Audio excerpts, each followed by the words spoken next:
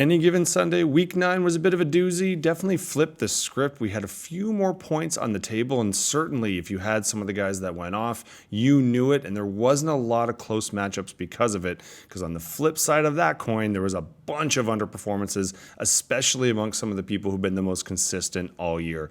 Obviously, that's going to have an impact, so we'll talk a little bit about the NFL, then we'll get to our league's results. After the last little while of just the better teams almost always winning and only a few kind of upsets or runs, I guess we had a bunch more in week 9, didn't we? The Panthers, are they actually okay when they have an okay quarterback? Pittsburgh, who went from looking not great defensively, was definitely good enough defensively. Minnesota occasionally plays okay, I guess.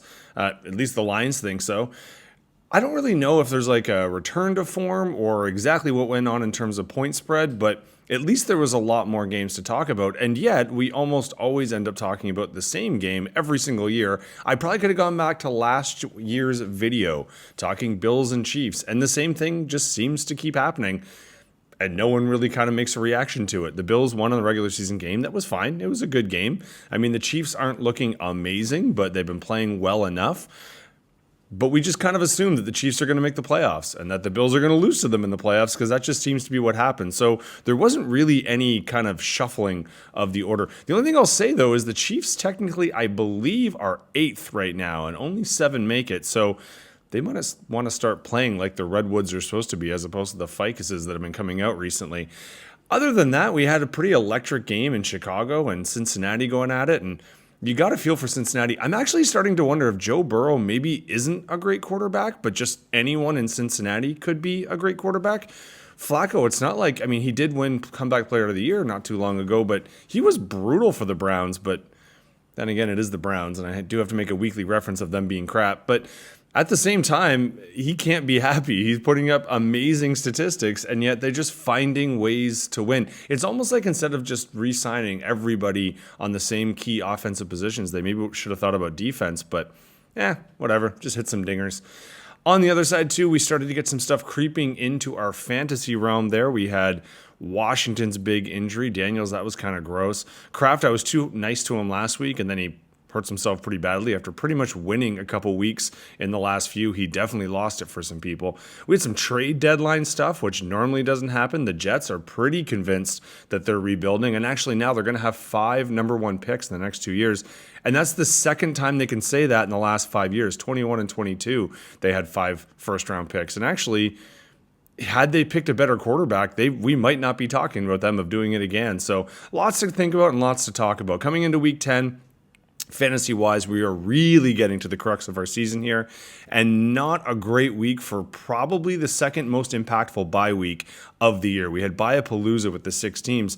We only have 4, but 3 of the 4, Tennessee, if you've been banking on them, that's kind of shame on you. But Kansas City, Cincinnati, and Dallas, these have been a lot of our offensive production over the last few weeks. I mean, we can talk a lot about Dallas and Cincinnati not stopping anyone, but they sure were scoring a lot. So this week's scores in a super, super important week might be all over the map. Might be having to go to the bench, maybe even the waiver wire.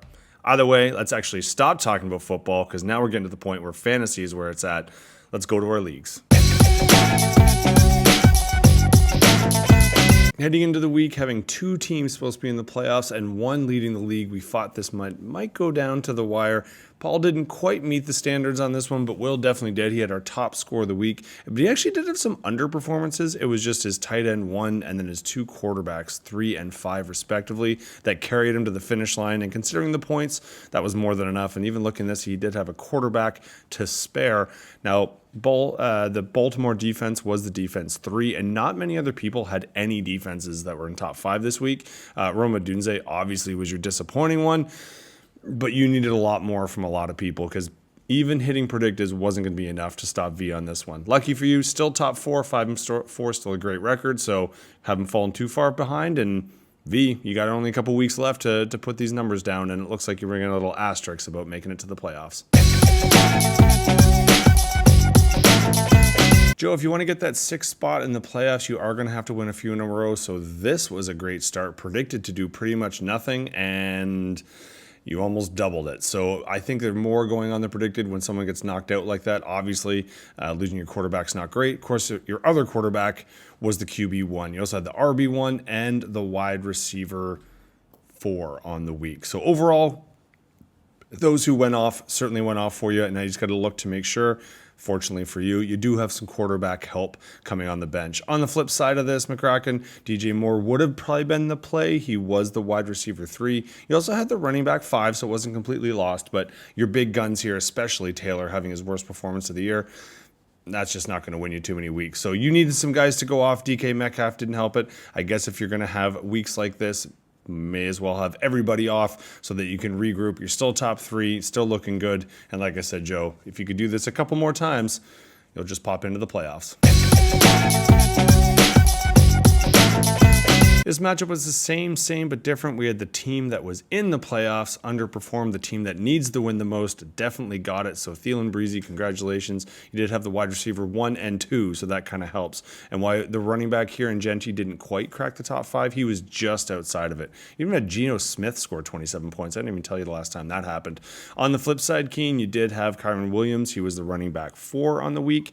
Nakua was just outside of the top 5, but you needed just a few more people to step up. Even looking at your bench, Laporta would have been the start there. He was the tight end 4, and that certainly would have helped you out, but not enough to make up the margin. You needed more than one guy to go off, and I think Gibbs probably cost you on this one. He's had 1 or 2 stinkers, so not sure if that's just something that was more offense and script dependent, but we'll have to wait and see till next week. Another top seed goes down to a team that really needed the win. In this particular case, though, both in the playoffs. Jim, this was a pretty much a team fart all the way through. Even actually your best performance was on the bench here, running back 2. Would have helped you out, but wouldn't have saved you. You needed a couple guys to go off, and certainly you just had massive underperformances. Get them out all the way. I said the same thing with McCracken. Might as well just regroup and plan for next week. On the flip side, throwing stones, you got to be pretty happy. You didn't have too many people ringing the bell top 5, but like I said, I think an earlier one, most of the defenses that were top 5, we did not take. So LA was one of the highest that we actually started. And I Love Lamp here in your tight end was the tight end 2. You got to be pretty happy about that. If he could come around and be a weapon, that might be something you're going to need for this playoff push. So, hey, both of you as of right now in the playoffs. Jim, you still even get the bye in the first round, so things could be a lot worse.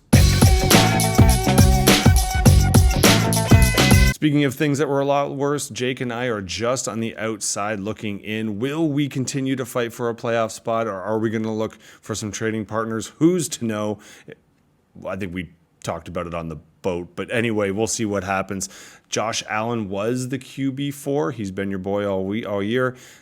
Huge pickup at running back. You had the running back 3, but obviously injuries were not your friend. Now, if we keep going down, I should also mention quarterback 2. So you actually had 2 in the top 5. Quarterback was your strength and where you got most of your points from. If we look down, I don't see it. There it is. The tight end 3 on the week was on your bench. So hopefully that means you're not stressing about the injury, but that was kind of a big one for you. Lucky for you, you had the other guys go off for you. And even luckier for you, you were playing someone who had nobody going off in any capacity. I did at least have some quarterback points, but that was about it. 5 weeks left and a lot of shuffling. I'm assuming that's going to start happening. I mean, first off, it was good to actually meet and see some of you this weekend. So thanks for putting up with me on the fight after the boat. You know what I'm talking about if you know.